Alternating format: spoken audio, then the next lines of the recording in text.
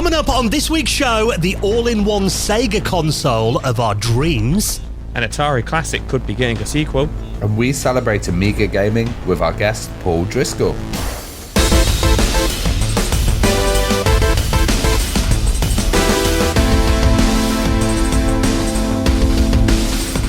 And the Retro Hour podcast is brought to you each and every Friday with our lovely friends at Bitmap Books. Now, one of my favourite books they've done recently is The Art of the Box, celebrating those incredible covers that we got on video games back in the day. And it spans more than 564 pages with more than 100,000 words. And of course, those incredible images that Bitmap Books are famous for. So you can check that out and the rest of their retro gaming collection right now at bitmapbooks.com. Hello and welcome to the Retro Hour podcast, episode number 436, your weekly dose of retro gaming and technology news with me, Dan Wood. Me, Ravi Abbott. And me, Joe Fox. And a very warm welcome to the show. First episode of July. And we all might sound a little bit tired this week. I'm literally pretty much mainlining caffeine right now after the incredible event that we had over the weekend. Of course, we were all there in Nottingham for Ravi's Kickstart 02 event, celebrating the Commodore Amiga. And what did you think, Joe, before we talk to the main man? I thought it was an absolutely fantastic event, and Ravi should take a bow. Really enjoyed it, and you know, just the community and seeing everybody. It was just a fantastic time. Yeah, it really was. How are you feeling then, Ravi? You feeling on a bit of a high? I've got a case of show flu. You know, you always get it after the show. So I think I just ran automatically, and then as soon as the show shut down, my body shut down. And I was like, whoa. But you know what? It was really good. And I think the main thing about it was seeing smiling faces. Yeah. So many people contributed to the show. I kind of helped it have a place and, brought people together. But some of the contributions really made the show. And there was some mad stuff there, like just watching people's vlogs and YouTube videos about it. Rob Smith, for a start, did his crazy disco-themed disc cleaning machine, which was absolutely insane. All the user groups that we had there came along and bought setups. I even saw an Amiga running Windows 3.1, which was really cool to see. And we had a networked Amiga, which is quite unique, with like 8-player games on it, some really, really cool setups. And then also the traders and the sponsors as well. There was a lot of new products that were announced, and it was really cool to announce them, actually, because it felt like, a show of the 90s. Yeah. And then we had a night out, which lasted to the late hours. Yeah, I think I left at 2 a.m. and the after party was still going strong then. I saw Dan trying to hail a taxi down in the middle of the street in the rain, and I thought, it's been a good night. Yeah, it was really good. Felt that on Sunday morning, though. But yeah, what an incredible event. And like you said, the traders area as well, I think, because we were selling our Retro Hour books there as well.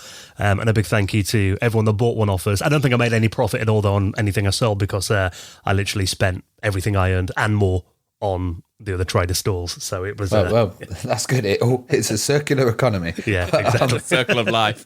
It was really good though. And I thought this year we'll just improve little bits and try to improve little bits everywhere, and then that will hopefully bring it to the next level. And from what I've seen, people are saying it has, and we're gonna try and do that again next year. One thing that we had last year was a bit of a difficulty with accessibility. Yeah. And, seeing like wheelchair users just going around the area and enjoying it and getting great parking right next to it was really satisfying. Yeah, I think it was a really good mix of people there as well. Families turning up as well, so maybe a new generation of Amiga users as well. Saw a lot of young people messing around with the systems. Fresh converts. Yeah, exactly. So, absolutely incredible event. So, and awesome to meet people as well. I was saying to you guys, there was like so many people who I didn't realise was at the event. I saw videos like George Toohey. Love George, sound guy. Always chat to him at Play Expo. Didn't see him all weekend. Had no idea he was there. And then saw him upload a vlog of it as well. But that's always the way with these events, though, isn't there? So many people and so much time and go so quick. And just having the help really helped out this year. I had a boat of car, Shawler, John, off the Amigos podcast hosting, and he did just such a fantastic job because last year I hosted the panels. I did all of that stuff. I even DJ'd and set up the sound. So, having John doing that just meant I could enjoy it a little bit more. And there's no one better for doing interviews on Amiga games. Well, if people miss those, are they going to be uploaded anywhere? Can people catch up with them? So they're all going out on the Amigos podcast. Right. 2 of them have been video, and the other ones are going to be in audio. So They're going to go out on the RSS feed of Amigos podcast and also on their YouTube channel. Fantastic. So that's Amigos Retro Gaming. Brilliant. And great to meet a bunch of our crew as well. Plenty of patrons out there.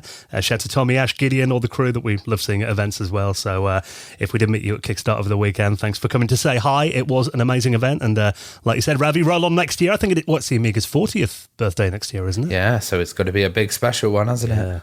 Well, since we're all talking about Amiga, and pretty much it's been the only thing on our mind this weekend, we thought that we'd do a Amiga episode this week on the podcast. Because we're going to be joined by someone else from the wonderful world of podcasting, and who is an incredible author as well, who actually puts out free books that are an incredible standard as well. Because when I heard this book was free, I'll be honest, I assumed it was going to be maybe a 50 kind of page PDF kind of thing. This is over 360 pages, and this is a new book that celebrates Amiga gaming. Now, I guess this week is going to be Paul Driscoll, who you might know as the Drisk on social media, and the RGDS podcast, and used to be on Retro Asylum as well. And this book is just like a real celebration of Amiga games, isn't it? Yeah, totally. And like Paul has been podcasting before us, he was on the retro scene in the early days of podcasting, and he's absolutely fantastic. I've seen him at shows, and I'm really proud to have contributed to this book as well. He's done loads, actually, like the cover tape wars. He's got a lot of content coming out, and it's all good quality. You'd think these kind of top Amiga games lists are going to be exactly the same all over the internet, and Paul's definitely got some strange ones in there. Yeah, well, this it's volume 1, isn't it? So there's going to be another book that comes out in a couple of weeks' time. So this book is called Amiga Top 50 Games, Book 1, 50 to 26. And like you said, 'cause I mean, I've we've all seen those YouTube videos. Always got like, Sensible Soccer's got to be in there. All the standard Amiga games. But there is quite a few surprises in this as well. So we chat to Paul about a bit of his kind of history. Obviously, a lot of Amiga nostalgia in there as well. And then we go through a few of the standout games for us in the book, volume 1 of the book as well. And I think even you, Joe, like you're not a big Amiga fan. Obviously, you by default involved in the ecosystem, you get dragged to events and stuff. But I think for someone like you who maybe is familiar with the system but doesn't know all that many games outside of like the big ones, I think this could be a good introduction for someone who's maybe wanting to dip their toe into the Amiga gaming market, and people that maybe just missed out on some of the games, because some of the ones we talk about are actually ones that came out later in the Amiga's life.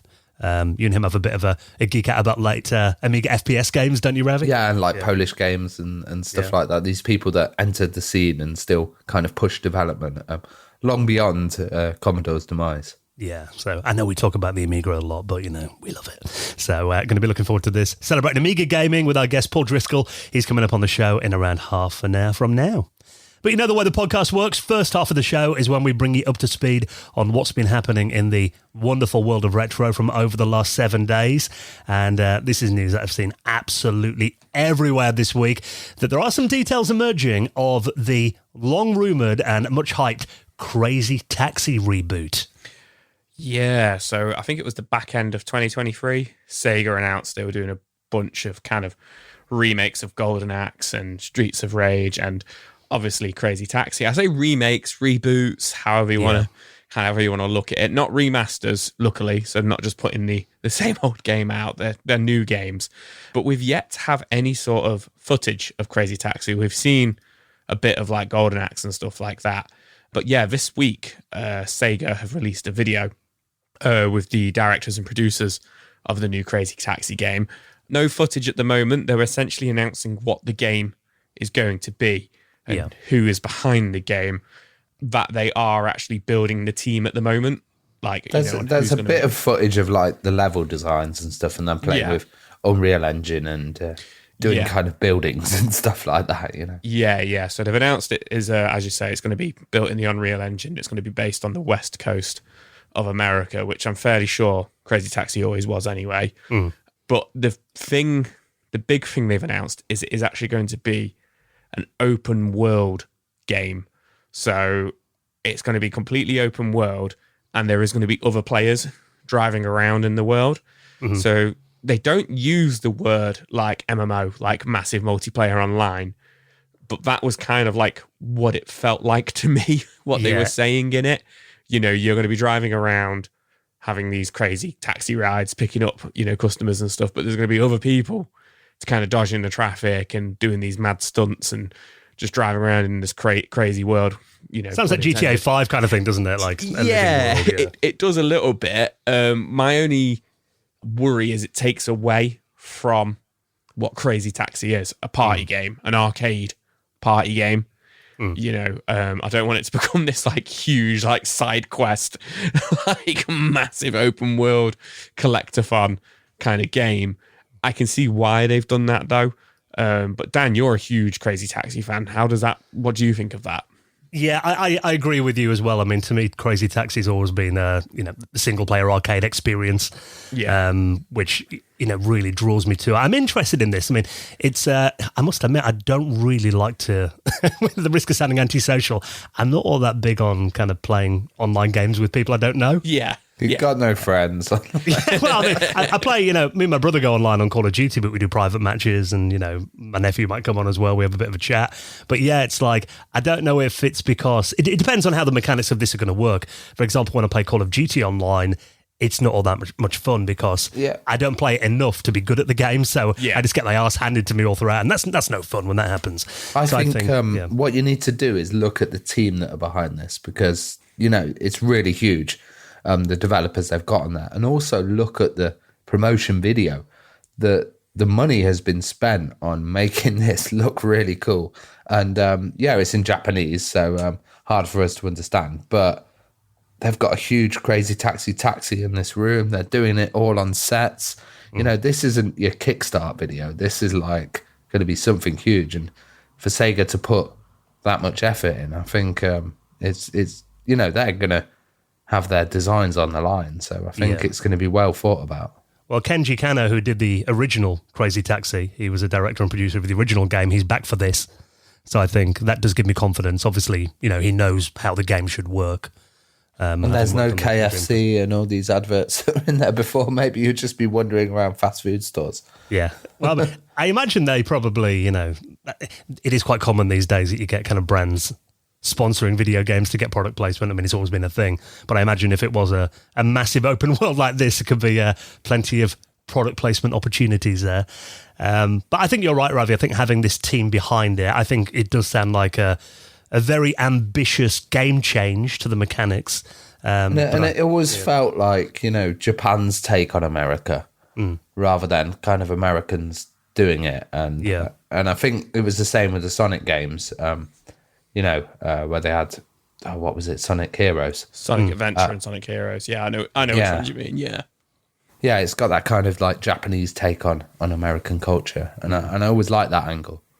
And I think this will be, Crazy Taxi is obviously a very famous franchise. It sounds like they're really putting a lot of effort into this. It sounds like it's going to be like a proper AAA game.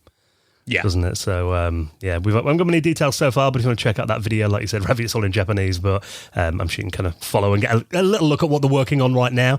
And they are currently hiring the level designers and character modelers and concept artists as well. So, no release date is yet, but looks like we are getting a massive new Crazy Taxi game. We'll keep you posted on that. Now, while we're talking about sequels to famous video games, there is a new Yar's Revenge game coming out, isn't there? A little bit later on this summer, Yar's Rising. Yes, which we had Howard Scott Warshaw on the podcast, and he had mentioned that there was a second one, but it looks like it's now actually going to happen. Well, this new game we're getting, Yar's Rising, is coming out on the Switch and the Xbox, and it's a modern game, like a modern take on Yar's Revenge that Atari are putting out there as well. But there is one thing when you check out the trailers of it and everything, there's one thing that people are saying is like, we actually want a proper sequel to the original game, not like a new game that works on new systems. Yeah. But it turns out that apparently, Howard Scott Warshaw has designed a sequel to the original game for the Atari 2600 that could be the true sequel to this. And apparently he's in talks with Atari to hopefully get this made. Yeah, so he alludes to that this has been kind of like made, I say made, his ideas have been made, put to paper, if you will, for a very long time. And Atari shelved it back in the day, said, they've not got the money for it. And it's all still there, ready to go, which is great.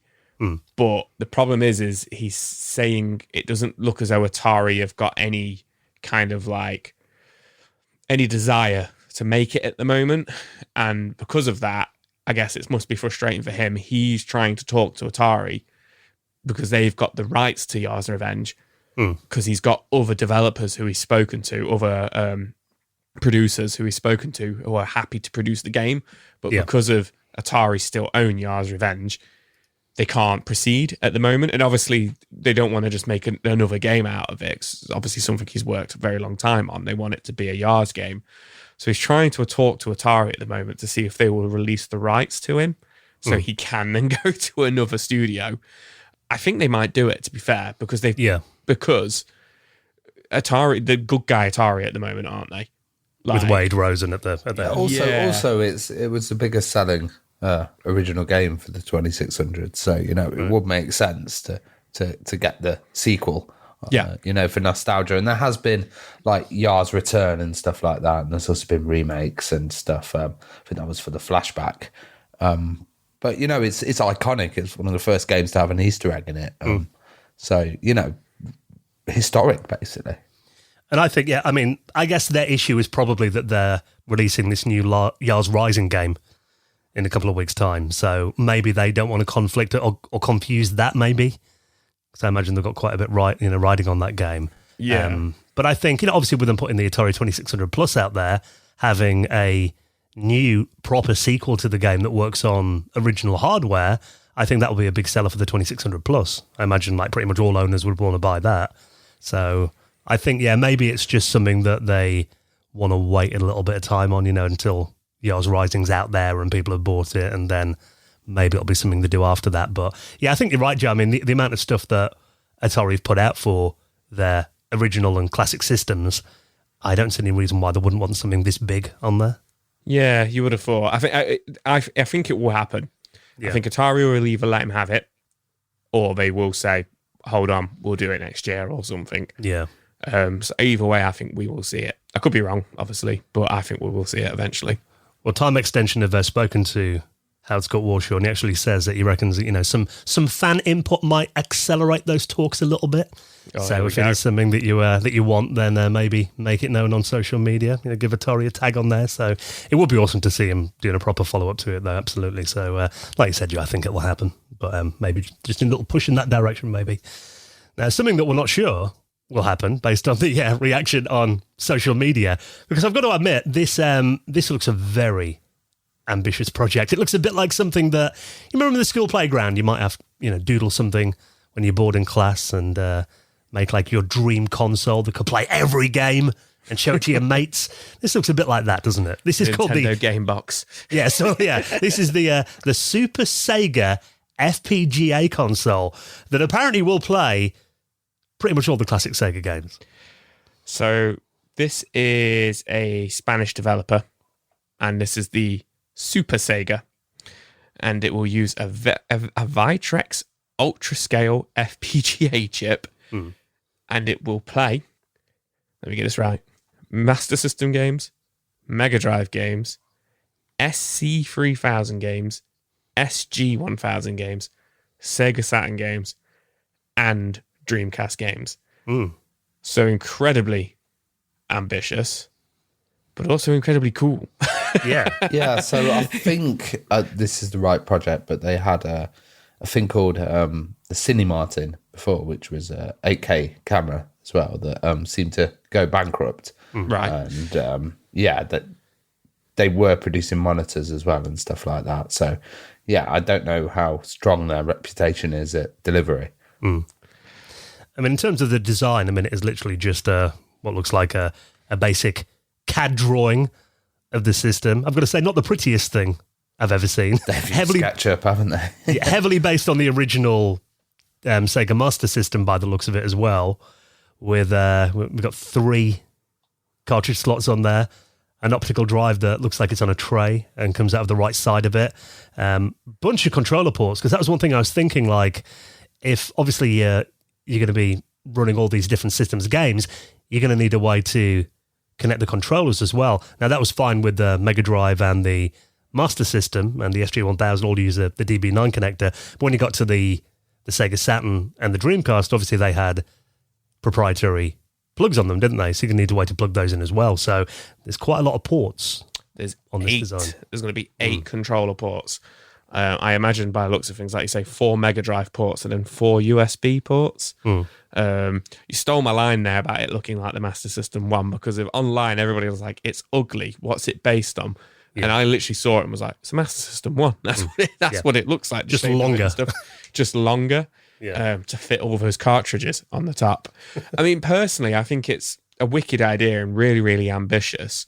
But I would just do away with the SG-1000 and SC-3000 cartridge slot, personally.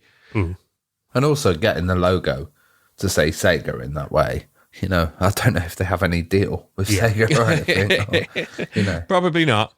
But they seem to think it's going to happen. And after the release of it, they have said that they've had to go back and kind of touch up the drawing and touch up the press pack, because some of it's in a bit of broken English and stuff, which is absolutely fine, if that's not their first language and stuff. But I think they were surprised it's picked up so much traction online.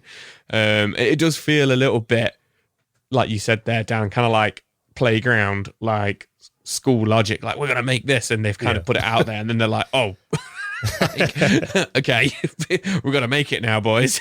Well, there are a few omissions that jump to mind for me. I mean, if you're making basically the ultimate Sega console, there's no mention of Mega CD or 32X games, which, I mean, it's got an optical reader on there. Surely it will be easy enough to play Mega CD games, you'd think, but there doesn't seem to be a mention of that, which I think's quite an omission if you're going to make this like the all-in-one. Where's the Game Gear slot? Yeah, well, interesting. There's an SD card reader and writer on it as well, which I'm not really sure what that is used for. Maybe just for firmware updates, or maybe you could play ROMs off there. Maybe. I'm not sure. I thought ROMs straight away. But you know what? Call myself a Sega fan. I didn't even think of the Sega CD and the 32X. Yeah. And I think it's because I was so taken back by all the other options that are supposedly going to be in there. I think that's why I didn't think of them. But that's a very good point. And some people seem to be a little bit kind of skeptical as to whether FPGA is at the level where it could successfully run Dreamcast games so far. I mean, they're saying that it wasn't previously possible, but with this new FPGA they're using, apparently they reckon that will be powerful enough to run Dreamcast level games. So I've seen a few people skeptical about that, though. But I mean, I think it looks extremely ambitious if it ever did come out. I mean, they're saying that they're not going to do a crowdfunder or anything for it just yet. They're going to actually get it up and running and make sure that it completely works. Yeah. Before anything like that, which I think is definitely the right way to do it. Hopefully take it around a few retro gaming events and let people see it in person. And like you said, Ravi, I think, I don't know how many talks I've had with Sega. Yeah. I imagine using the font and calling it the Super Sega, they might have some kind of legal loopholes to go through with Sega before they manage to get that. But I mean, even if they renamed it, I don't think that's a big deal. It's just a proof of concept image, isn't it? Yeah. Yeah, so, like I said, we remain cautiously optimistic because it will be an incredible thing to see, I think. So we'll keep an eye on that one. Now, before we hop into the life-size Super Monkey Ball controller, and I'm going to talk about the Commodore Plus 4 again.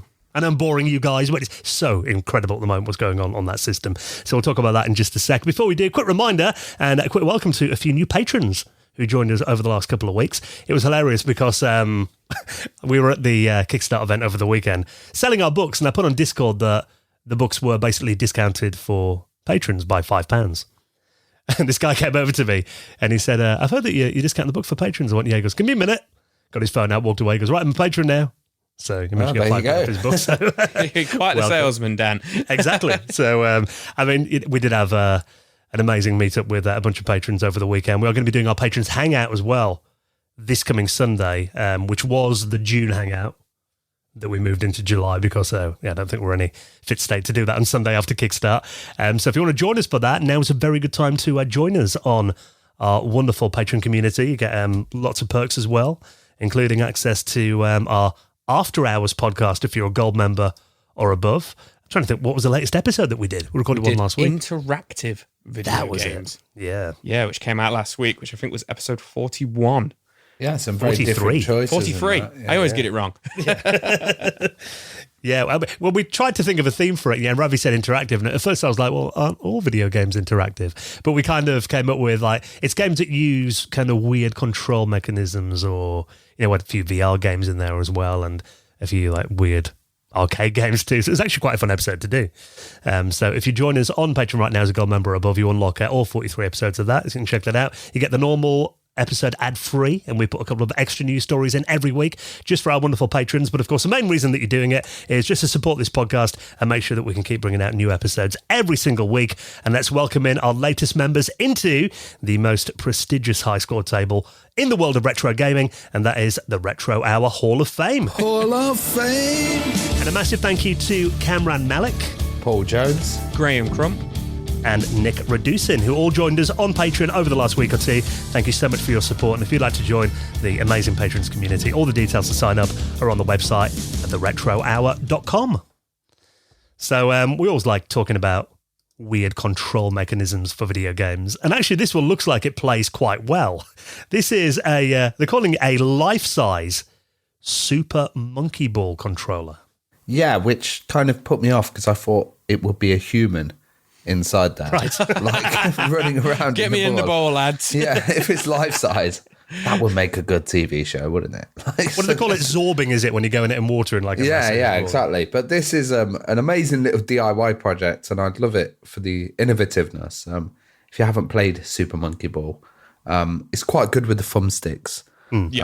Like controlling the little monkey inside the ball, and it's basically a balance game and tilting. I think there's a Wii version of it as well, where I used to spend hours after nightclubbing doing that and having absolutely awful balance after a few drinks and trying to complete it. It was like our go-to game.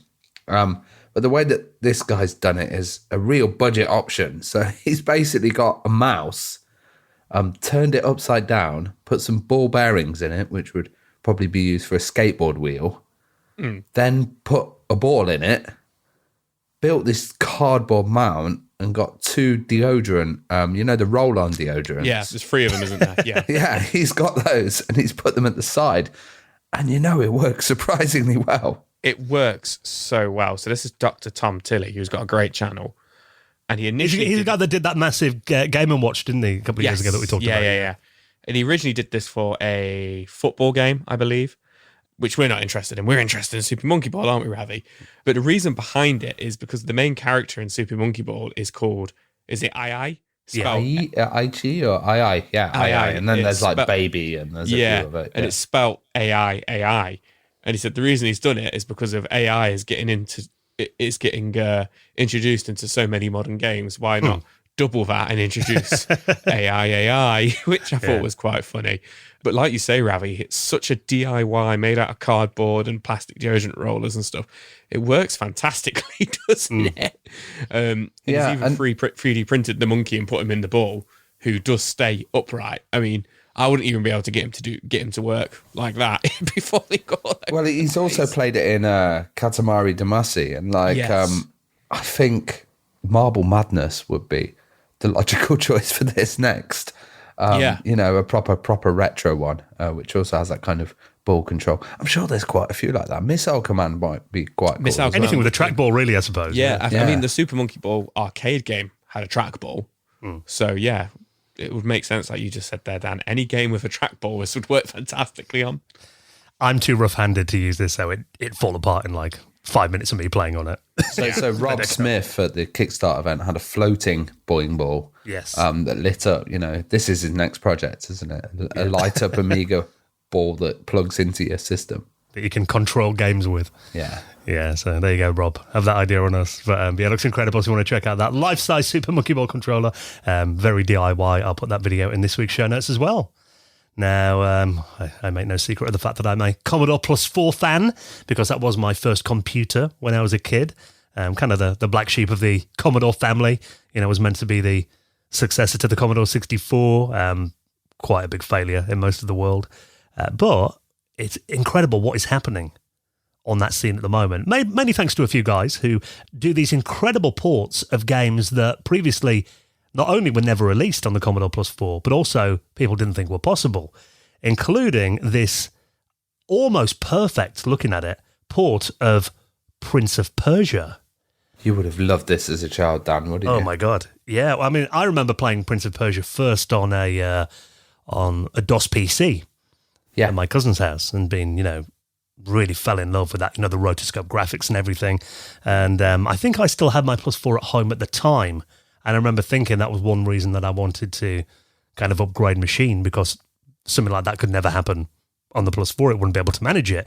But turns out I was very wrong, because this is a Commodore Plus4 port of Prince of Persia by Tamas Savari and Saba Kamiri, who goes by Sabo on the forums, who've done a load of, like we said, really impressive Plus4 ports recently. But what do you guys think of the look of this? Because obviously the Plus4, it's got more colours than the Commodore 64. And I think I've always liked the look of the Commodore Plus4's palette. And I think it works really well in this port. It looks beautiful. I think it looks nice. Like the Prime version for me was the Mac version. Yeah. Because I thought that looked really clean and it just had that style. But, for the limitations on this system, it's absolutely bonkers. And I understand it's like a work in progress. So he's playing with unlimited time and health. Yeah. So, there's a few things to tune up there. And no, I think this is great. Yeah, and I think as well the character animation, that looks perfect, doesn't it? Yeah. All the rotoscoping effects and the way they move and everything. It's even got the introduction animation. Even the transition between screens, there's not, any lag or anything. Yeah, it's like, and it is a full game as well. Yeah, you can do the running sequences really well. Yeah, so, and I've always loved Prince of Persia. I don't think maybe I did finish Prince of Persia once, because obviously it's got the time limit, hasn't it? Yeah, and you it's have like, literally, one death and you're gone. Yeah, you have got to finish it in like an hour. Otherwise, the time runs out and it's game over. I must have used a cheat to see the end of it at some point, I think, on the Amiga. But yeah, everything's in here. Obviously, the only thing that's really maybe some people would consider a bit weak is the sound, because, the Commodore Plus4 didn't have a SID chip or anything like that, so they're really working with the system's limitations. But, I think they've definitely made the best of what they can with the Commodore Plus4's audio. But just put a Middle Eastern tape on and listen to some beats and then you'll be fine.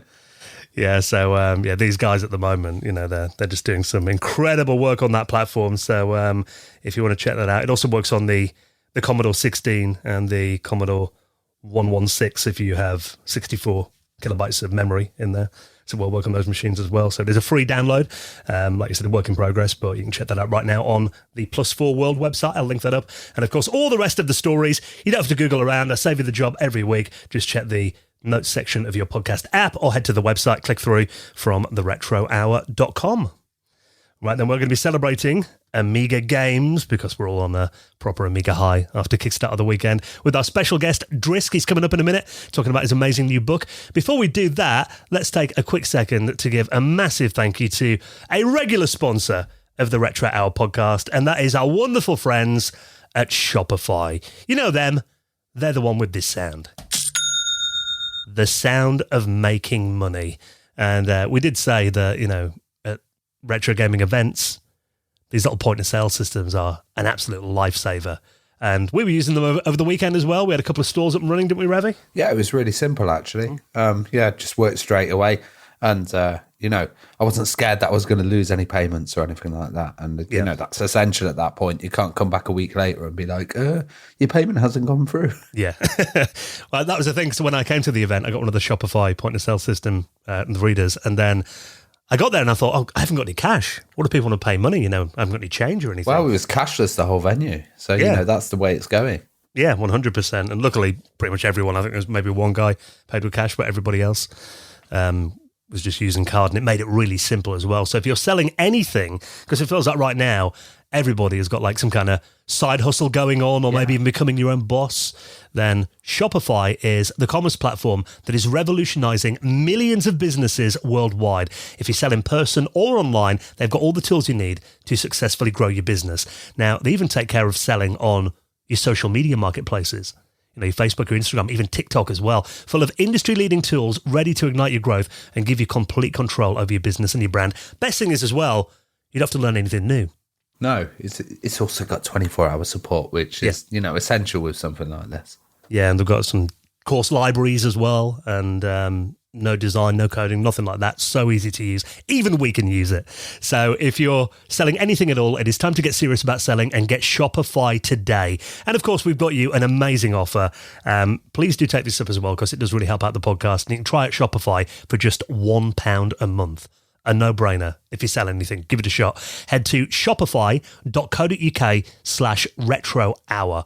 All one word, all lowercase, shopify.co.uk/retro-hour, and take your business to the next level today, thanks to our friends at Shopify. All right, then, well, thank you for checking out the news on this week's podcast. We have got, obviously, we had Kickstarter over the weekend. If you came along to say hi, lovely to meet you. We have got more events in the pipeline as well, including something you've been working on recently, Ravi, that people might have spotted in The Guardian last week. Yeah, so I've been working with the Barbican, and we've got an exhibition which was Game On, which was previously at the Doncaster Dome. It's now been moved to the National Museum of Scotland, and I've been helping contribute with the Scottish content and stuff, so there might be some of my stuff in there. And, that's happening on the 29th of June to the 3rd of November, so it's going on for quite a while, and it's the largest interactive exhibition of the history of video games and video game culture. Amazing. So I'm going to get tickets for that. I'll put that in the show notes as well. Heads up, we are going to be going to Norway next month as well for Retro Messe, the 10th anniversary. Yeah, it's going to be mad. It was great seeing some Swedish people, Finnish and Norwegian at the event, and they were like, see you in Norway. Yeah. It's like, it's going to be really cool. We've got some amazing guests coming over. Metal Jesus Rocks as well, which would be good to see him, because I know he's a big fan of the show. And, there's a few surprises in the pipeline as well. Yeah, we're going to be up there on stage hosting the panels.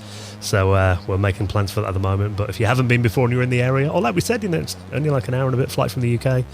Worth a trip out. Beautiful country as well. So it's going to be happening. Retro Messe in Sandefjord in Norway on the weekend of the 17th and 18th of August. Again, I'll put links if you want to get tickets for that in this week's show notes.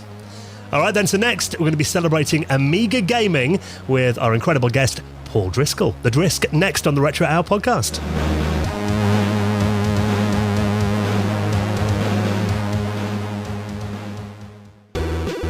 You're listening to the Retro Hour podcast, and it's time to welcome on our very special guest this week. And of course, one thing I love about doing this show is that we welcome on all aspects of retro gaming, all aspects of technology, all people from different parts of the community, people that made games back in the day, people that love it like we do.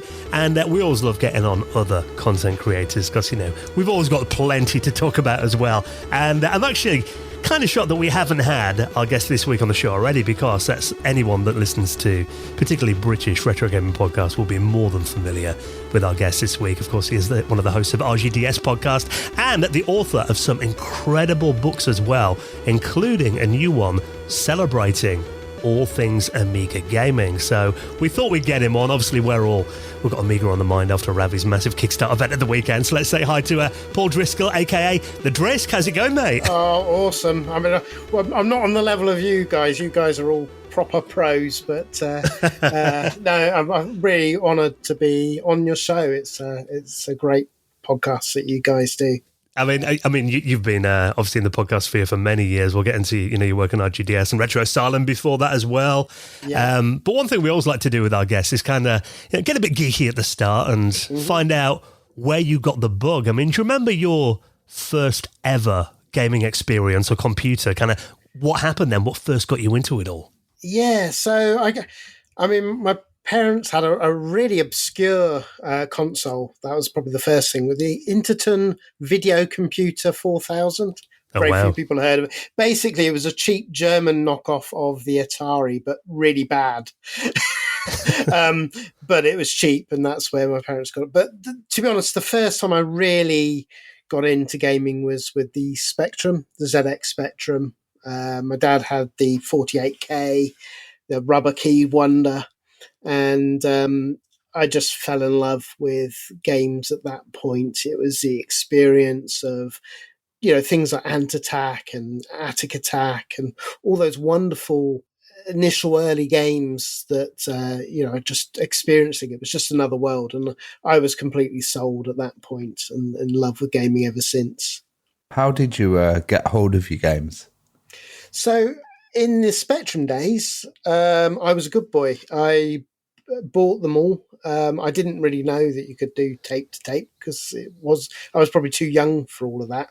So it was buying, and I remember I used to go to Boots and Dixon's quite a bit. They used to sell, particularly Boots, I have a lot of memories of, and WH Smith's, just buying the games there. And there used to be a video rental store, sort of mum and pops type place. And they used to have a lot of the Mastertronic and Codemaster games available. So that I used to be a good boy, but then obviously when we got to Amiga, I learned other ways.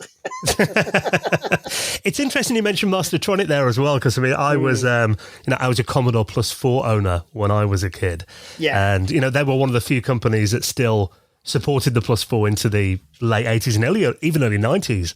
But I mean, those games were just, it felt like because they were so affordable, like $1.99, that would generally be, you can maybe get that in a magazine out your pocket money each month. And it just felt like, it wasn't really worth pirating those games because they were like, they made them affordable for kids. Well, it was an amazing time, wasn't it? Because you had, not only did you have like these $1.99 games, and they were good. There were some really good ones. I mean, you had the premium of the Mastertronic, but there was like, there were $2.99 things like, the Magic Knight series. They were amazing. But, Codemasters had Dizzy. Everything was great. But also, because I'm probably a similar age to both of you guys, but you had the cover disc wars or cover tape wars at that time, where all the magazines were just putting on like 7 or 8 games, full games to enjoy. So, I mean, that was fantastic as well because because I'd missed a lot of the games from the early 80s because of my age, but I was getting all of these games for well, not free, but 7 games on a magazine. So I was a big fan buying all the magazines like Crash and Your Sinclair and Sinclair User. I just went whichever was best. And you'd actually done a book zine about the cover tape wars as well. I did, yeah. On RGDS, we did a podcast on it, going through some of the highlights of those. And I did a book zine, as you mentioned. Nothing quite like the Amiga books. It really was just a sort of like 50-page booklet. But it just sort of captured some of the amazing ones you had, like Batty and things. I tried to include a little bit with the C64, but I mean, my knowledge is more on the Spectrum for that era. Yeah. Was the playground war a real thing at your school then, like Specky versus 64? Did you have much of that? Not really at that age. No, to be honest, everybody I knew, we made fun of one of the neighbours. It had Amstrad, but it was a green screen Amstrad, and we all felt sorry for him. And there was always the rich kids that had the BBC. Yeah.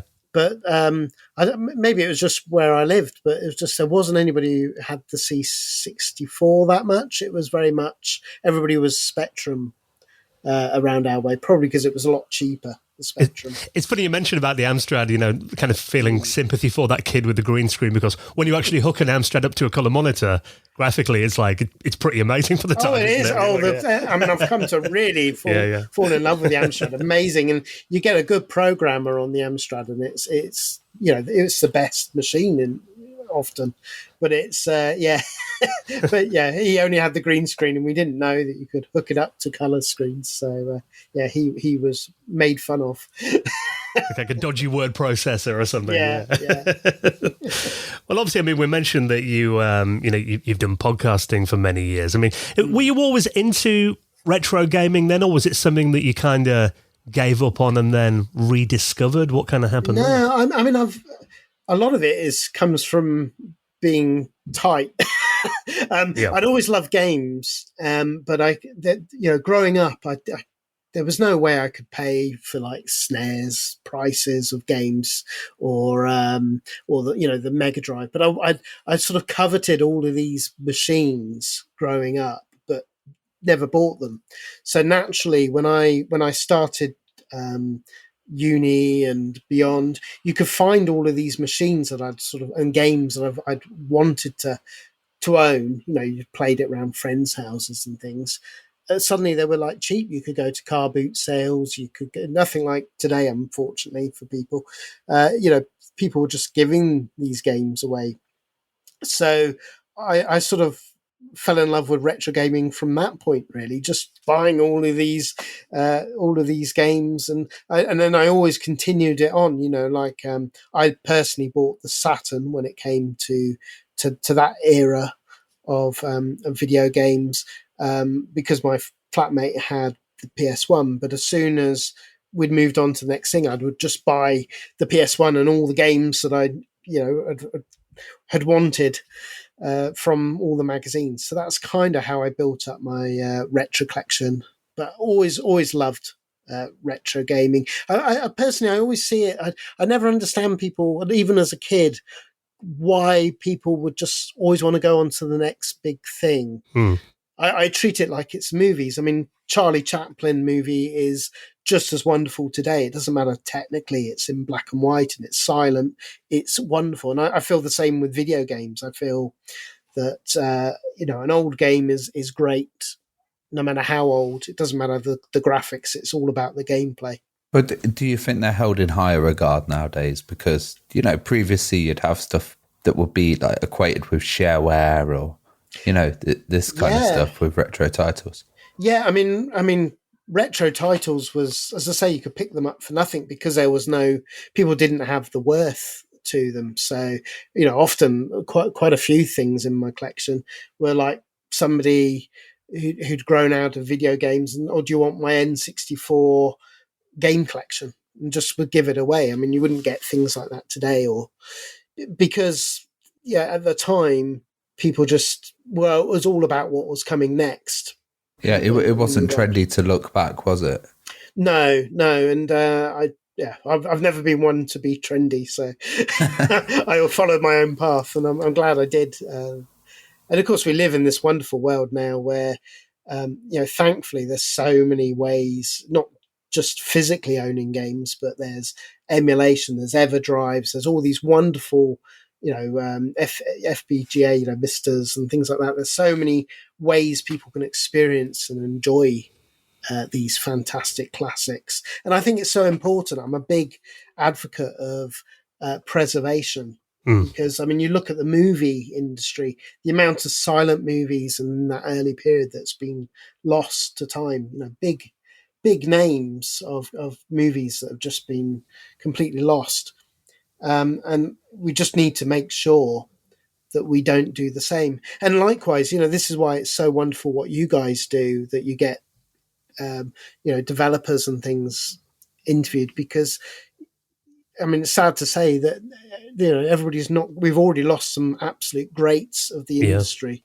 So it's so important to capture these voices and the histories of these games, the first person histories of these games, absolutely vital. So kudos to both of you guys and to everybody else in the community that's helping preserve this. I think an important part of history, really. Gaming history is very, very important.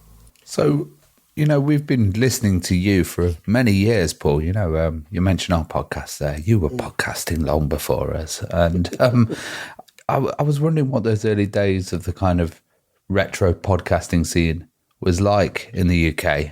You were on Retro Asylum and you were also on RGDS later on as well. Talk us through the kind of history of that. Yeah, I it'd been going long before me as well, but so a lot of it's for the UK.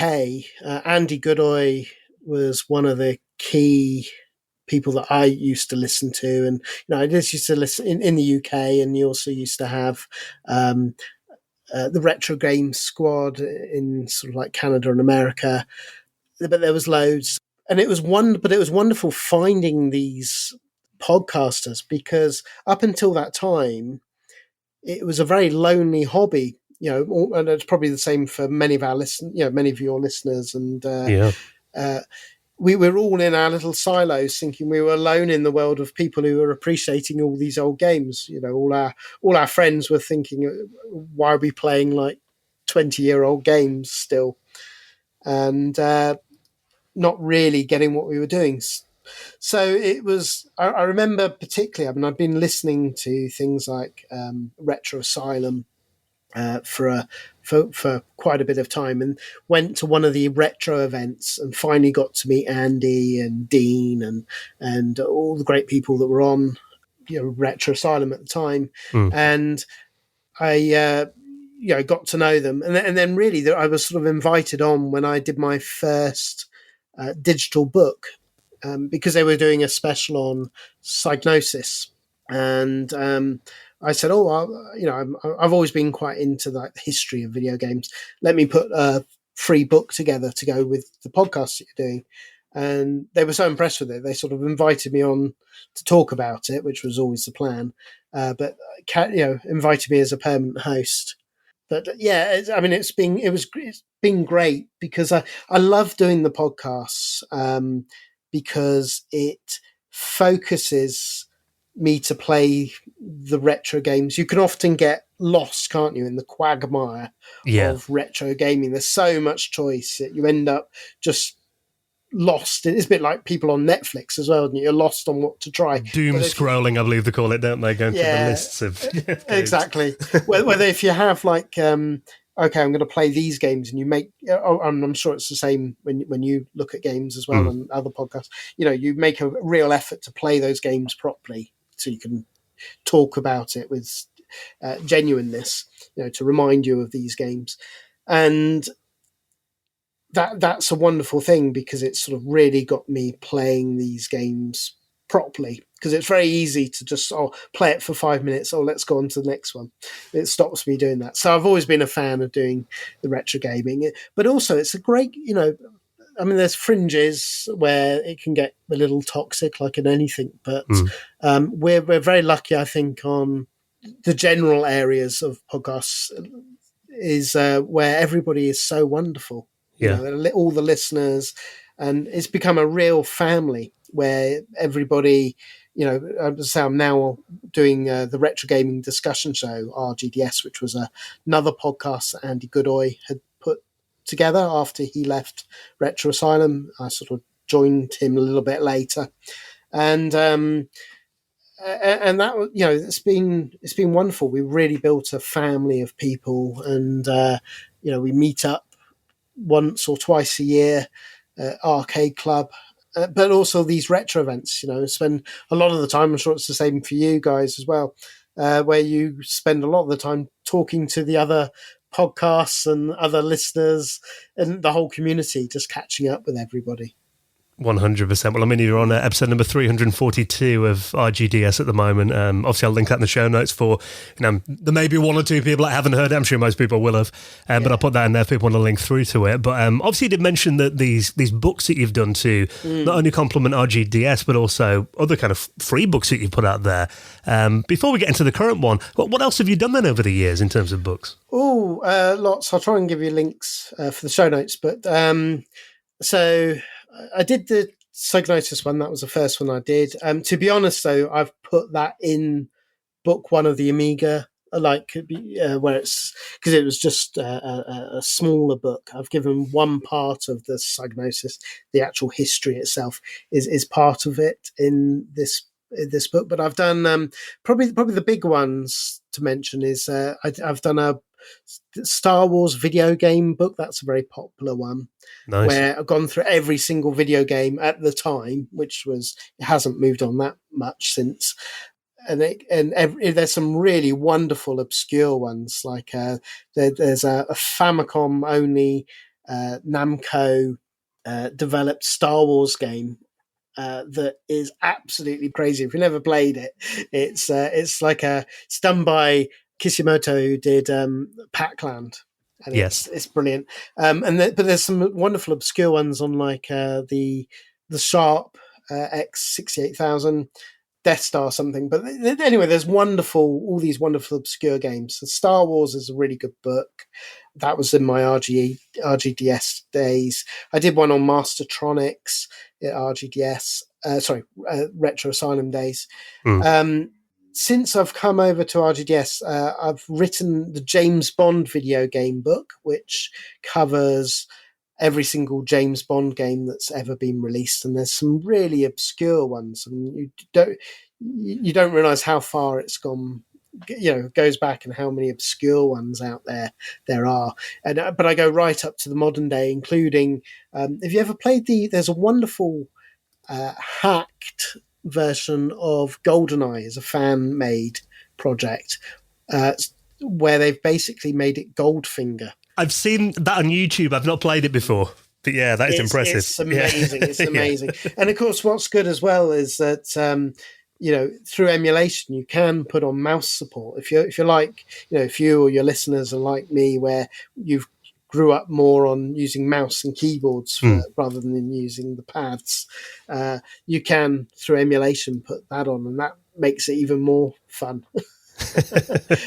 So all those, but yeah, the latest book that I've done is I've done 2 books on the Amiga top 50 video games that we have decided between 3 of the hosts, Kingy, Rick, and myself.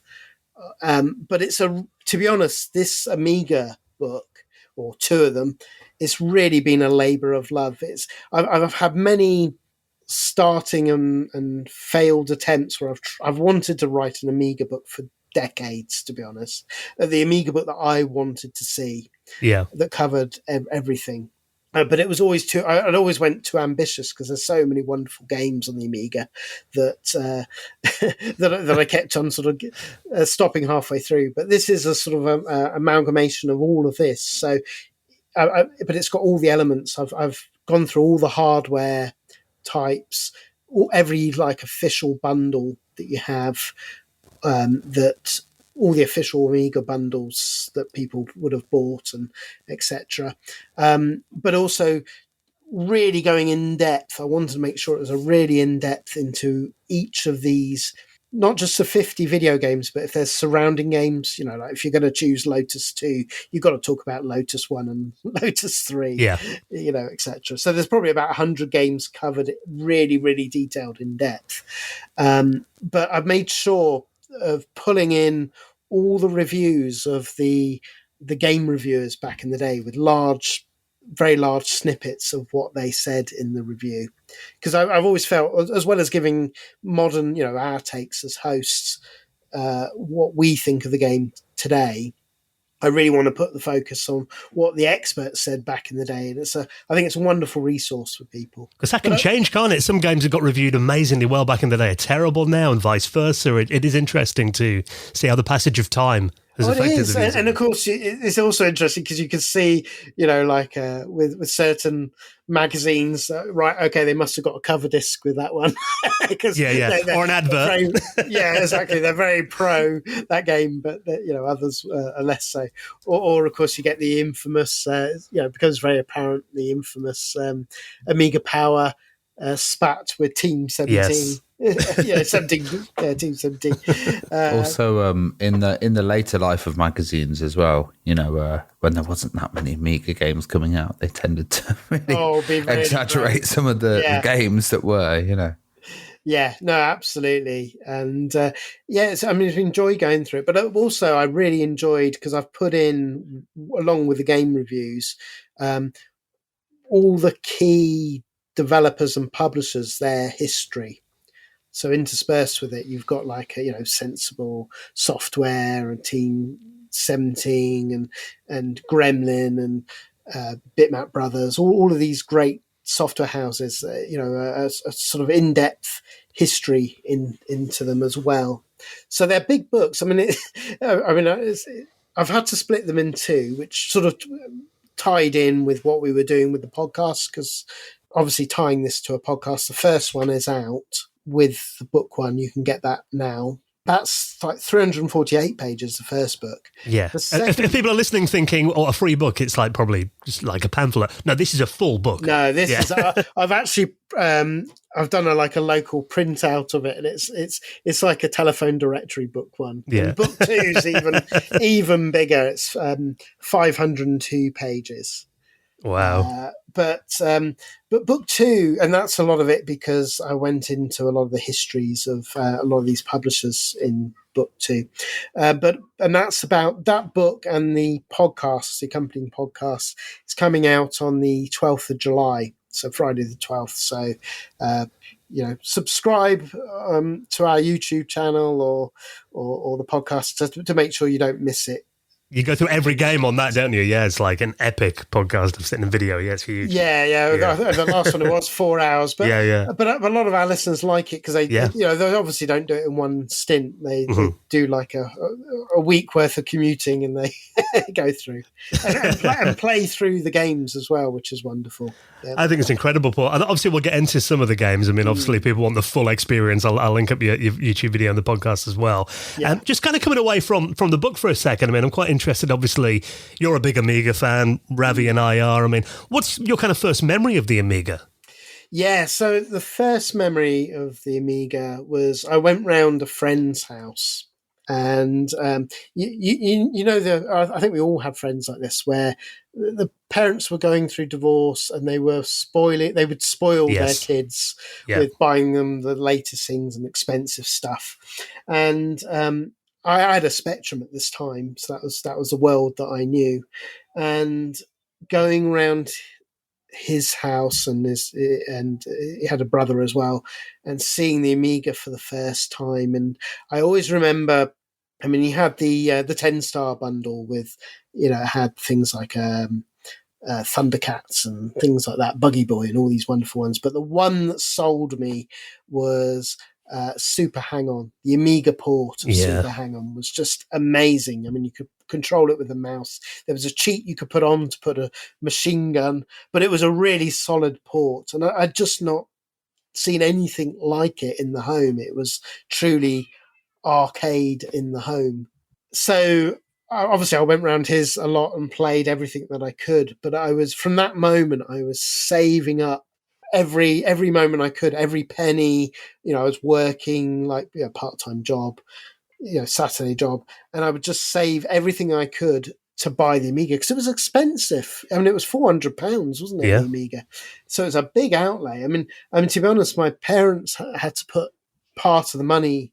Else I don't think I would have ever been able to afford it, but I had to put up more than half, to be able to afford it. And then it was like birthdays and Christmas rolled into one.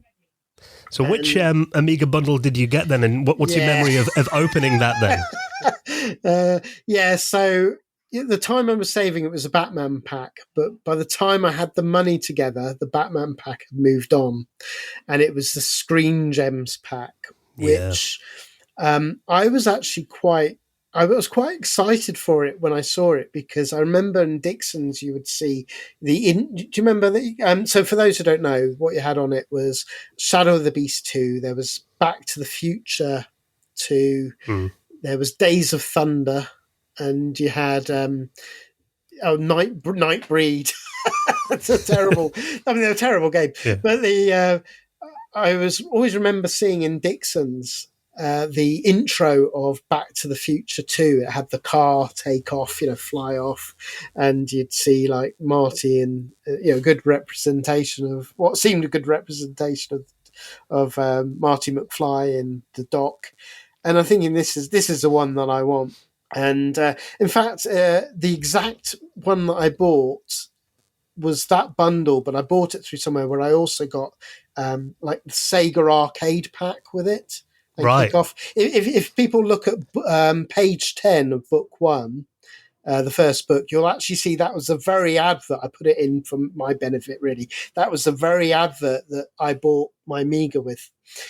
And it was great. It had Kickoff 2 also included with it. And it also had, as I say, they turned out not to be very good, but you had Outrun and you had Afterburner and you had Shinobi and Alien Syndrome and all these games. And I was a big Sega nut, so I was in my element.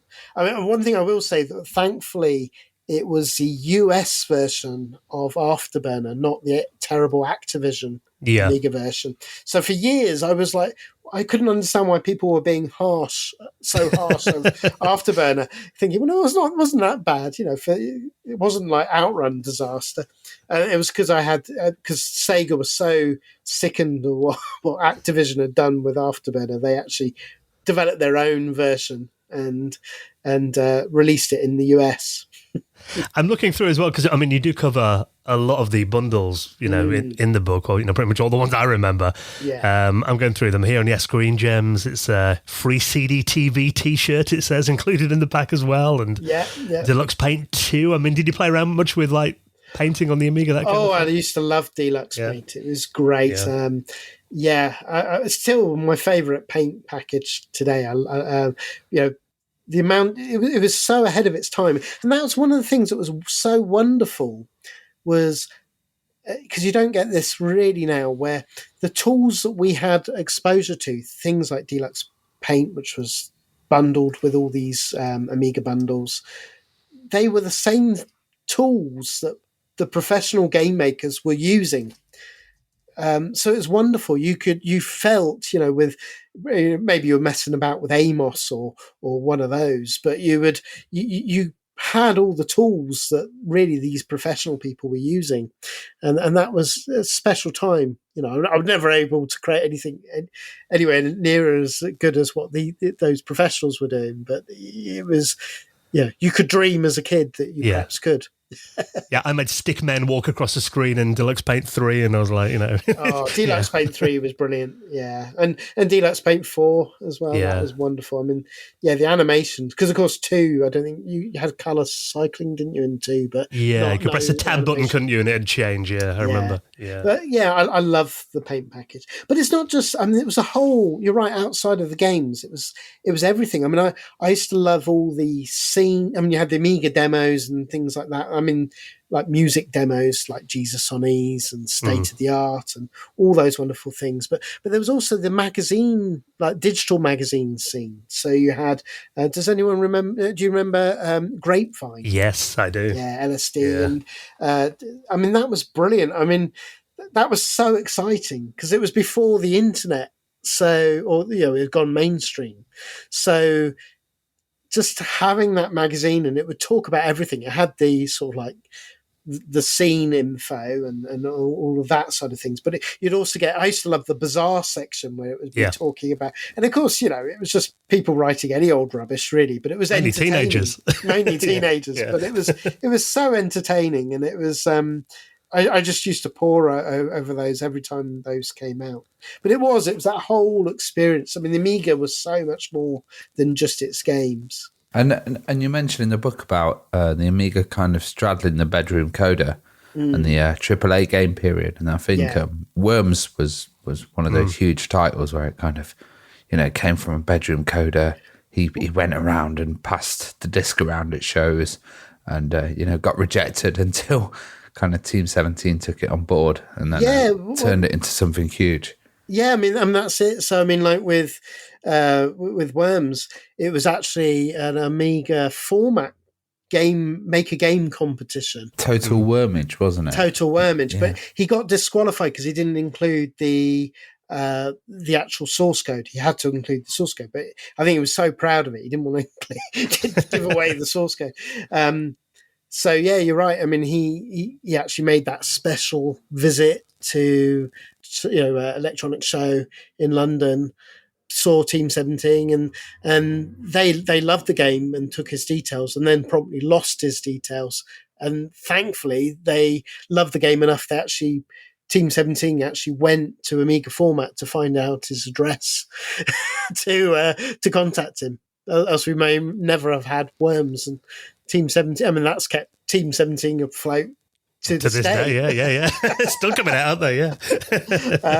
But we could have easily never had Worms if they'd not made that effort to try and find his address again. So. I'm glad that worked out that way as well. 'Cause even if, if Amiga Format had published it or something, it would have probably never have been as big as it was. Well, exactly. Yeah. I mean, if it'd been, if he'd released it and just got his 2000 winning award from Amiga Format, it was only like in the hardware. I mean, it probably would have disappeared, as you say. Yeah. Well, going through the book, I mean, at the start, there's a really great section where you actually, it's just like a little sidebar there where there's current options to emulate the Amiga. So anyone that kind of jumps into this, and you got like the A500 Mini there, and obviously software emulation as well. And you mentioned about the adverts, and I'm going through here and I'm looking through the Silica adverts. Yeah. God, they still jump off the page today. It was incredible. So good, wasn't it? And you would pore over all these titles and you maybe not necessarily go to Silica itself, but you would find these games and play them. I mean, there was just so many wonderful games coming out, and it was a exciting time for teenagers such as ourselves, because I don't know what it was like for you, whether you were good boys, but no comment. I'd made I always remember there's one memory I have. This really got me into the scene, but I had a friend just phone me up out the blue and said, "What are you doing? Come round right now and arrange to stay the night and bring as many blank discs as you can, floppy discs." And I arranged it and went straight there, and I used all my money to buy as many floppy disks, from shops as I could. And basically his cousin was like a really big pirate distributor, basically. And because he'd gone away on holiday with his family, he'd left his entire collection. It was like boxed up to the ceiling. I've never seen so many of those. You remember the old floppy disk boxes? Yeah, I've still got a few of them, but they still look incredible today, like a world of wonder inside them. Oh, it was wonderful. And there we were with like both our Amigas hooked up and just copying as fast as we could. And that, it was just like a kids in a candy store, I mean, it was wonderful. And that was my first, you knew people on the sort of like schoolyard where you would get to know the latest games and swap and things. But through that I was able to like make quite contacts, and then I was used to do all the tricks for the postal service where you'd put glue on the stamp, so you'd send it and then they would stamp it and then you could wipe it off. I think I read that one in Grapevine. I think that was it all worked. I think that's where I got the ideas with the things. They all worked. Putting tape round everything as well. That was another one on Grapevine. I've got a feeling the Amiga piracy scene kept the jiffy bag industry alive for most of the early 90s. Reuse them all. But it was a magical time. But I mean, I always made a point, as much as my every money, every penny that I earned went on buying video games as well.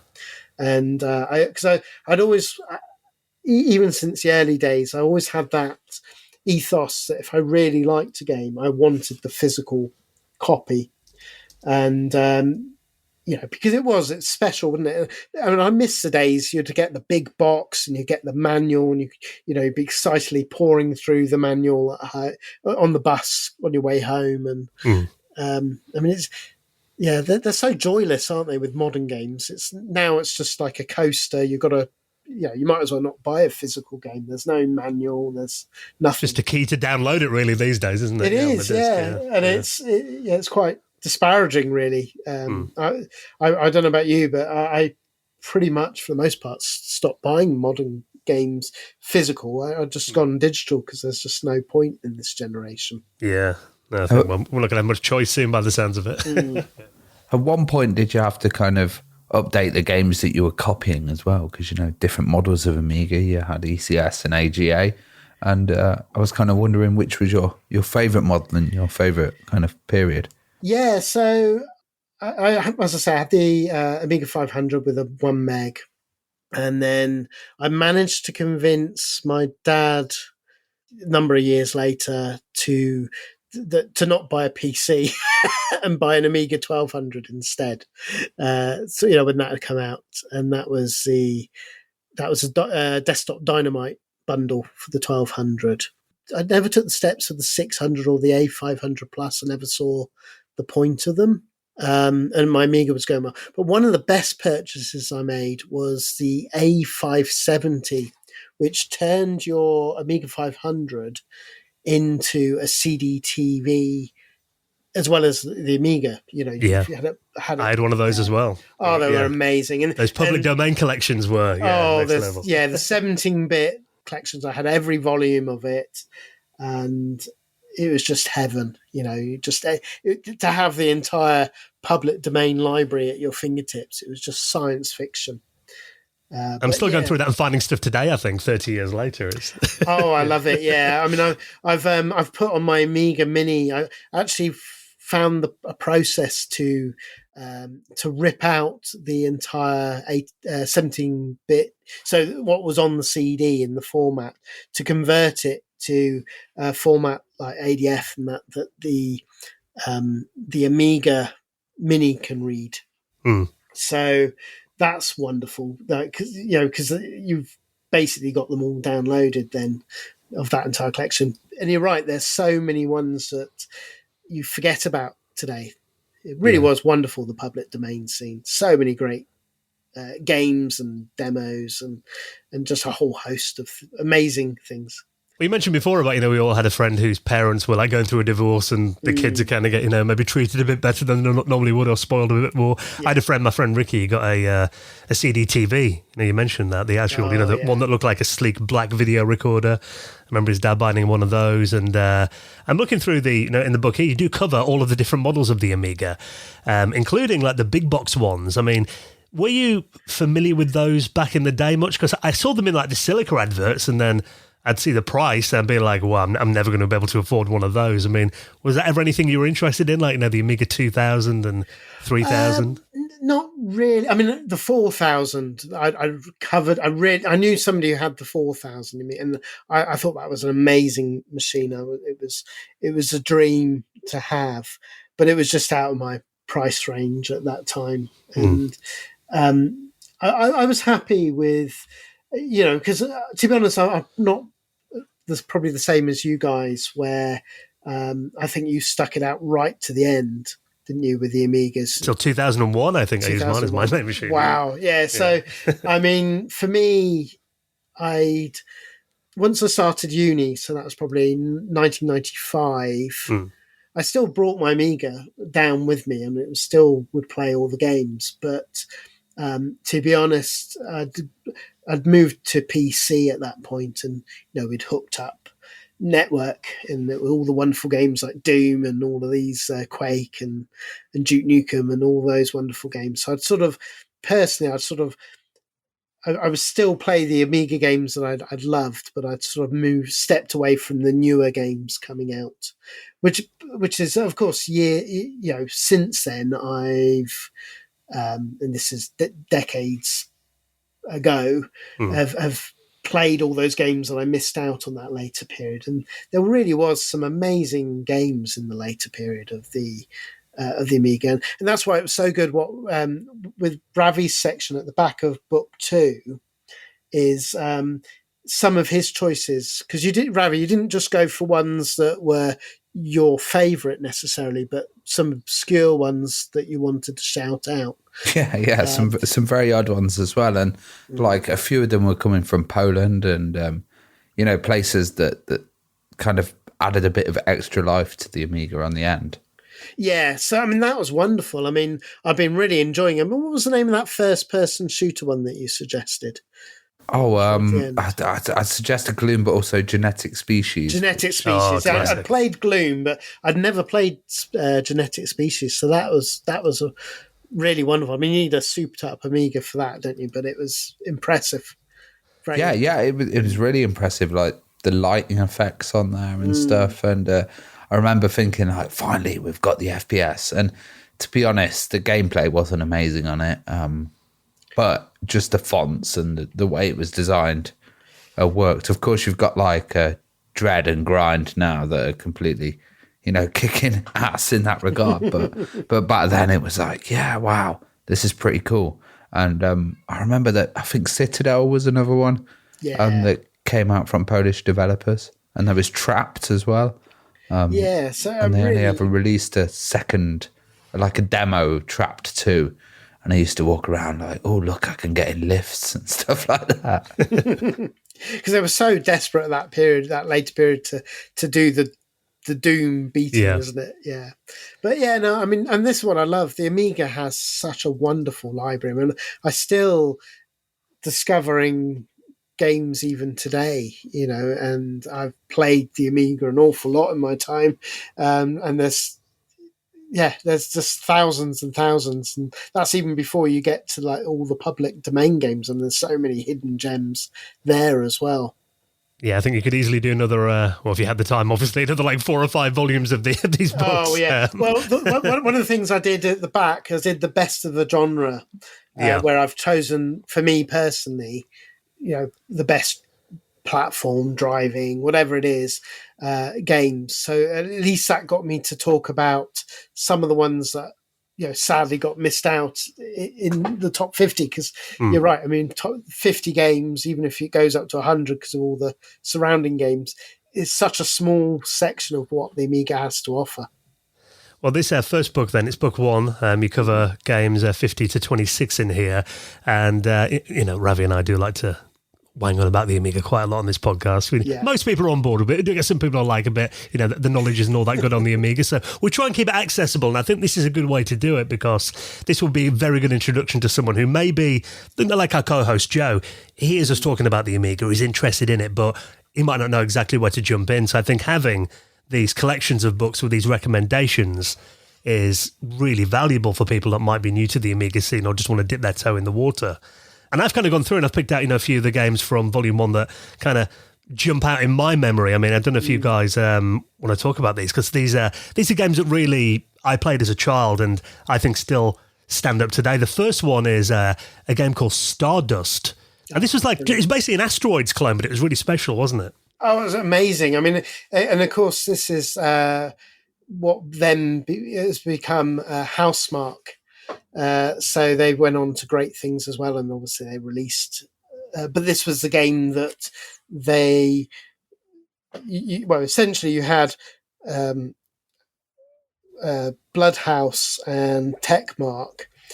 So Techmark did Elfmania, and there were 2 Finnish developers, and they became Housemarque, which has become a household name to a lot of your listeners will know about that, I'm sure. But Stardust and Super Stardust was just amazing, wasn't it? It was asteroids up to the nines. It was had wonderful ray trace style graphics, amazing soundtrack, and such good gameplay. I mean, they really showed their talent. It's got that Team 17 smoothness about it as well. It? It's like, I don't know what FPS it runs at, but it's beautiful, beautiful smooth graphics on it. I remember getting that on an Amiga format cover disc, I think, and looking at it and thinking, it's just going to be an asteroids clone, and then playing it, I was like, oh no. Even the physics and the way it moved and the sound effects, it was like, again, like you said, it kind of felt like they were bringing this genre into the new decade. It felt like, such optimism, I think, even though obviously 1994, that was kind of the, getting towards the end of the Amiga's commercial life. Yeah, and of course you had that fantastic, there was the bonus level where you're going down the tunnels that still impresses today. I always thought that should have been like the intro level, because that was the most technically impressive one. And it's quite hard to get to it. But when you did, you were like, wow. Oh, it was. I mean, considering, it wasn't like on CD or anything, but it was, there were poorer attempts that they tried years later, didn't they? Other developers, and it didn't look as impressive as that. Microcosm. Yeah, Microcosm was a good example. It was amazing. I mean, but that is one of the things.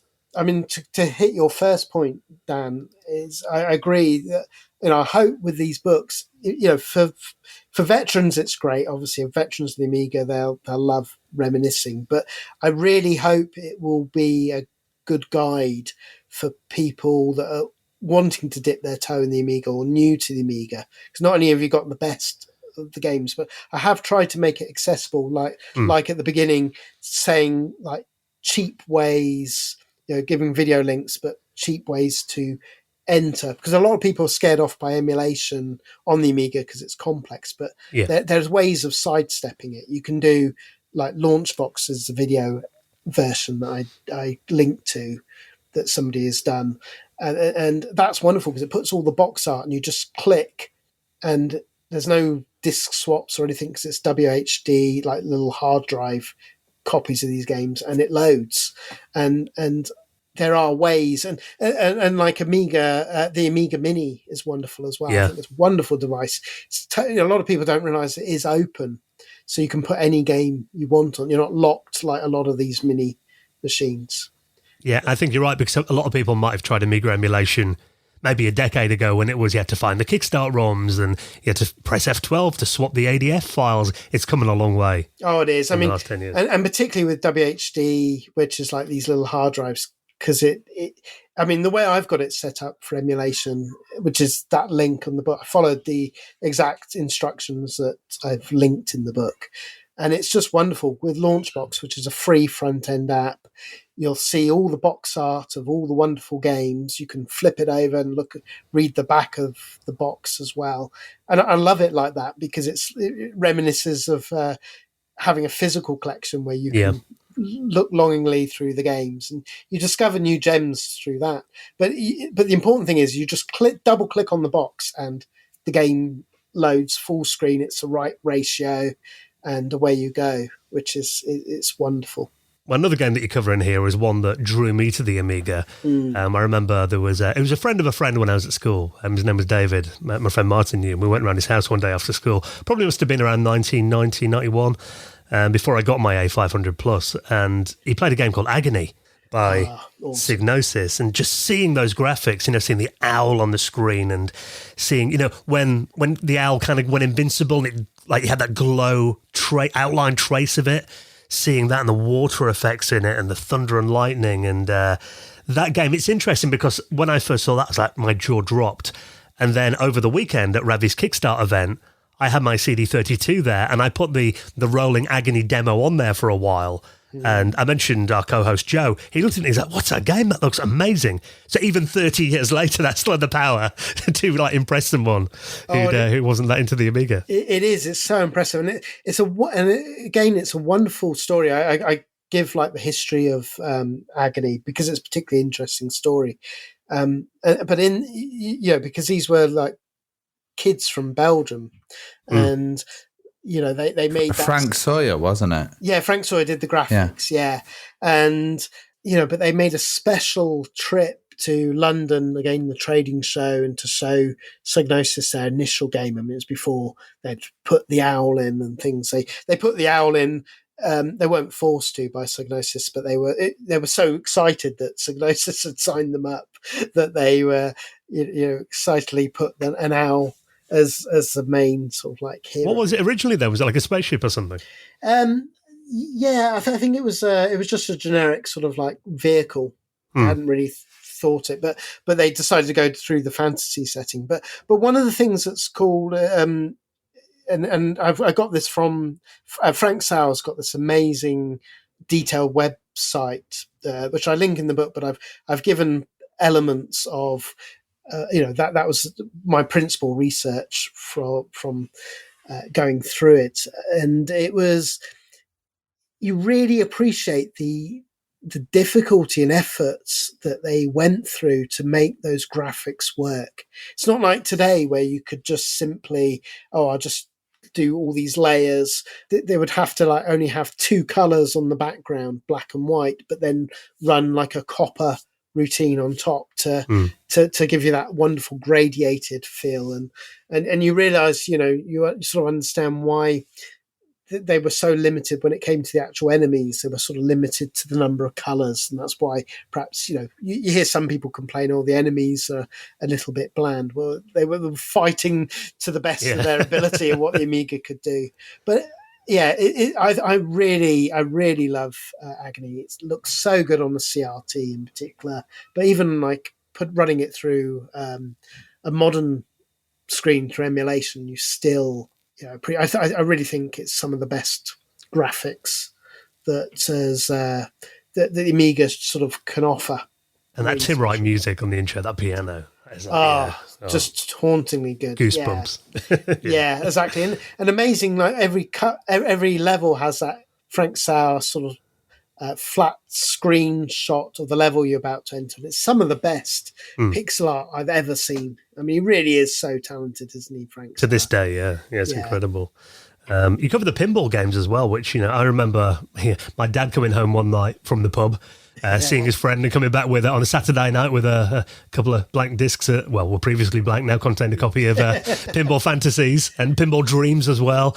And just seeing those games, I mean, they were the first time I'd ever seen a pinball game that really emulated the feel and like the physics of an actual physical pinball table. It really was the first, wasn't it? It was. I mean, you're right. Before that, I mean, there were obviously ones even on the Amiga. You had Pinball Mania and things like that. But it was. I'm with you. It's the first time that you really thought, "Wow, this is true pinball." The physics were spot on, and again, you had that amazing music, great tables, and that's why we made sure we included them, and also a sneaky somewhere in book 2, a sneaky little hidden gem for you. We also mention Slam Tilt as well, which is one of the later ones, because probably the ultimate Amiga pinball game. Slam Tilt. It is. I mean, Slam Tilt's amazing, but they still hold up, and it's one of the things a lot of people come away with quite a few of the Amiga games because they've played an inferior port on the SNES or the Mega Drive.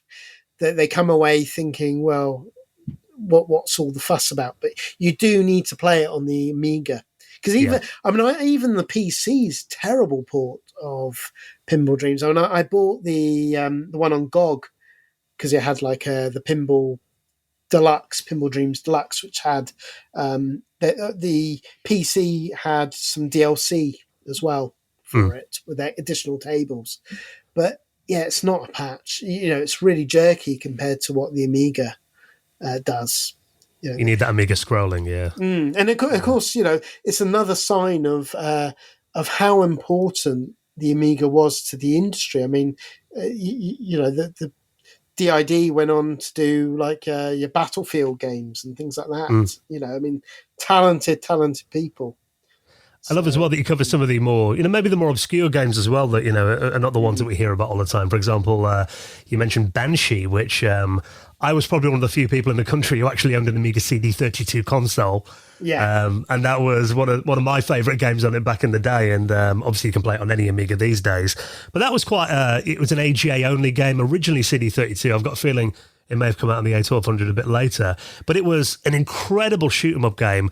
Came up quite late in the Amiga's life, but it was just, I mean, if you want a great shmup, as they call today on the Amiga, that is one that I think everyone should be playing. Oh, it is one. I mean, it's to your listeners, if you're trying to imagine it, it's basically an update to 1942. Yeah. So like the Capcom classic and that series, but it goes beyond that. I mean, it's got amazing graphics, amazing sound, but one of the reasons I love with Banshee is all the little touches. There's so much love to the backgrounds. 1 minute you're flying over a city, you get to a graveyard and there's zombies walking around, or there's polar bears, or just the little animations of what all the little soldiers are doing. And they really put so much love and care. And I always remember at one of the retro events, Sean Holly, who does the 10 Pence Arcade. Oh yeah, great podcast. Podcast. Shout out to those guys. But we were at an event and he just completely got sidetracked mid chatting to me and was like, "What is that?" And it was Banshee. He'd never seen it before, and he was just like, because 1942 is his favourite game. So suddenly seeing that there's this gorgeous looking shooter that's in the vein of that he never knew existed, he was quite sort of taken with it. But it's a bit off the wall as well, isn't it? You mentioned about the zombies, and I think, Ravi, you reminded me of the story of it. Is like, isn't it like aliens trying to stop the microwave being invented or something? It's like the stories about that. Yeah. It's like trying to steal the plans from the inventor of the microwave. Yeah. Oh, but that was what was great, wasn't it, with the Amiga? Yeah. And I sort of allude to it at the beginning, but you did have it. It was that period of time where you had bedroom coders. You only needed perhaps even a team of 3. It was never more than 3. So they were able to do personal games where they had control over. So there wasn't all these fingers in the pies trying to sort of force these games to be what the market research tells them to make. It was people just having fun. And that is why I think it's great that you've done this book, because obviously you know these games as well. There are a lot of, you see YouTube videos like, top 10, top 20 Amiga games, and it's often the same ones all the time. So I think having, some surprises in there, stuff like Banshee and, even games like Walker that, hardcore Amiga fans probably remember, but maybe the general kind of gaming world won't know. So I think, like we said before, as an introduction to a great collection of games to get people into the Amiga, or just to remind them, or maybe games that you missed back in the day, I think, this collection is incredible. Exactly. And I think it will be wonderful for people starting out, because it is very much, there's almost too many games, and and some of the suggestions that you have seen on other lists, they're quite bizarre. I mean, everybody has their memories. I don't take anything away, but I think this is quite a solid, interesting list for people to dip their toes in.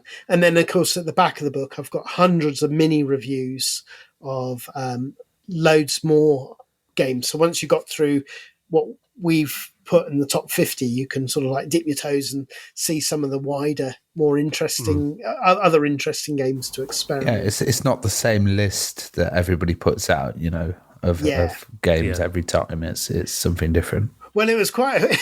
Yeah, and a lot of it's, I think, Rick and Kingy to thank, because when we went into choosing our 50 lists and choosing, we realised we had such vastly different tastes and memories, and we'd all come at the Amiga at different points. That Kingy and Rick came to the Amiga a bit later and stayed later, so they had fond memories of some of the later games. But and also, obviously, they're loving the genres, like. Rick loves his beat 'em ups and fought very hard for some of the beat 'em ups, but because of that, I think it's really good, because it made sure that it became an interesting list. I mean, it probably would have been quite, if it was just down to me, it would have been quite a boring list of the usual hitters, because of the ones I love. So I think it's an interesting list for people to enjoy, and hopefully there'll be some interesting hidden gems for people to try. Yeah, it's a really, really good mixture in there. And like we said, it is available for free. I mean, if you'd like to support the crew, there's a little link in there to buy them a coffee to say thank you, because this is a real labour of love. I can tell that you put a hell of a lot of work into this. And like you said, volume 2 on the way in the next month or so as well. So if, like we said, you just want to kind of relive your Amiga days or jump in for the first time, this is a great point to do that. So I'll obviously link it up, the archive.org link, where people can download the book, in the show notes as well. There is the YouTube video if you want to see these games as well, and hear the little mini reviews in there, and of course the RGDS podcast as well. I'll put all that in the show notes so people can click through. So Paul, it's been always great to talk to you, mate, and it's we don't need any excuse to geek out about the Amiga for an hour, so thanks for coming on and chatting with us. Oh no, thank you, and it's been a real honour being on your podcast, because you are the. I remember when you started, it was like, how are these guys going to get like big name interviews every week, and yet somehow you've managed it and you knock it out the park every week. It's absolutely mind blowing. We still don't know how we do it, but yeah, very impressive. And thank you, mate. But I do want to say as well, because you mentioned with the Buy Me a Coffee, it was completely voluntary. I mean, people want to download, but also if people can't do the Buy Me a Coffee, just try and share it to other people. And the main thing is to get as many people to experience the Amiga. That's what I'm really hoping from this, is because I think it's a wonderful machine and it passed a lot of people by. But I do want to say to those that have already bought me a coffee, I was really humble, because I was not expecting anything from it. But the generosity of people has really touched me. I've been really taken. So thank you to all those people that have kindly given coffees to me. Very much appreciated. Or it just proves what incredible work you've done. So I think well deserved. So look forward to Volume 2 as well. Obviously, the first volume's out now. You can click through and check that out right now. I'll link that in the show notes as well. Best of luck with everything that you're doing. Obviously, the YouTube channel on RGDS as well. Long may it continue, Paul. So thanks a lot for coming on and being our guest this week. Cheers. Thanks both of you, and to all your listeners.